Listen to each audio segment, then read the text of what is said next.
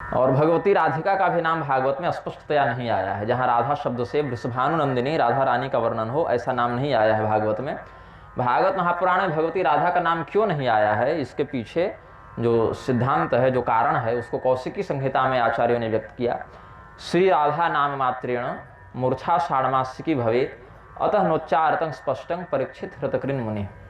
भगवान सुखदेव जी भगवती राधिका के उपासक हैं और अपने इष्ट के प्रति पूर्ण समर्पण है इनका, इसलिए राधा ऐसे 2 अक्षरों का उच्चारण करने से इनको समाधि लग जाती थी और इनका यजमान 7 दिन में मरने वाला था। तो अगर गुरु जी 6 महीना की समाधि में चले जाते तो यजमान मर जाता, पहले भागवत नहीं सुन पाता। इसीलिए परीक्षित के हित का विचार करके सुखदेव जी ने राधा इन 2 अक्षरों का स्पष्ट उच्चारण नहीं किया है।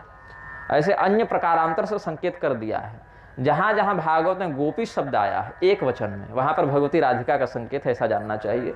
और जहाँ बहुवचन में गोप्य ऐसा शब्द आया है, वहाँ पर समस्त गोपियों के लिए कहा गया है। एक वचन में जहाँ जहाँ गोपी है वहाँ भगवती राधिका का संकेत करते गए हैं। अन्य भागवतों में जैसे देवी भागवत है, महाभागवत है, अनुभागवत है, मूल भागवत है, अध्यात्म भागवत है, तंत्र भागवत है, ये सभी भागवत हैं।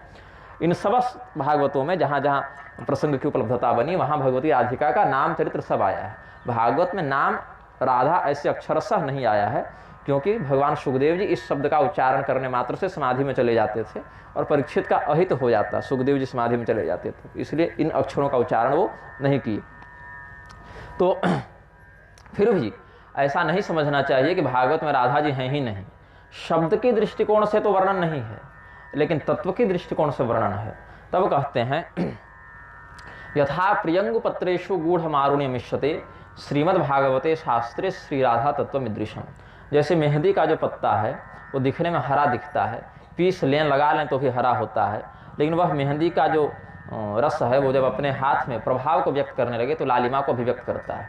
वैसे ही भगवती राधिका का नाम भागवत में पढ़ने पर तो नहीं मिलता, लेकिन जब इसका अनुसंधान किया जाता है, इसका चिंतन किया जाता है, इसका नित्य अभ्यास किया जाता है, तो उस समय भगवती राधिका का अनुभव करता है व्यक्ति। जैसे मेहंदी लगाने पर हरी होती है और रच जावे तो लाल दिखती है, वैसे भागवत में पढ़ने पर तो राधिका नहीं है, अनुभव करने पर, अनुसंधान करने पर फिर उसका, उस तत्व का, राधा तत्व का उनका अनुभव लोग करते हैं। ऐसा समझना चाहिए।